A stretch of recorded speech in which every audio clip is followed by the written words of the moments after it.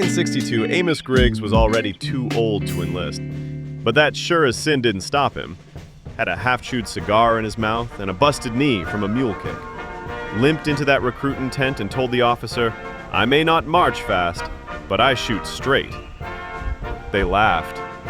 Of course, they stopped laughing when he outshot the whole damn unit, using nothing but a rusty squirrel rifle.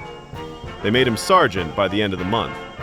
Now Amos, he wasn't much for taking orders, but he had a knack for staying alive and keeping his boys out of the kind of trouble that gets men killed.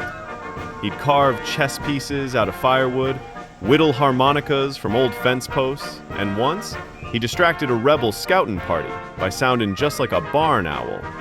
Supplies running low? Amos found food, or made sure nobody asked too many questions when a chicken went missing from the colonel's tent.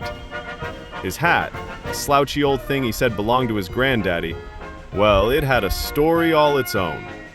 Right above the left ear was a clean hole, burnt edges and all. Confederate minié did that, back during the Siege of Vicksburg. He'd tap the brim, grin sideways, and say, "Bullet just missed my brains, but I reckon it found Jenkins behind me. Poor bastard always was unlucky." Never patched it. Said it was proof the Lord ain't finished with me yet. And folks believed him. His stories, legendary. Half true, half made of smoke and wind, and every one of 'em ended the same way. Ain't dead yet, boys. Let's keep it that way.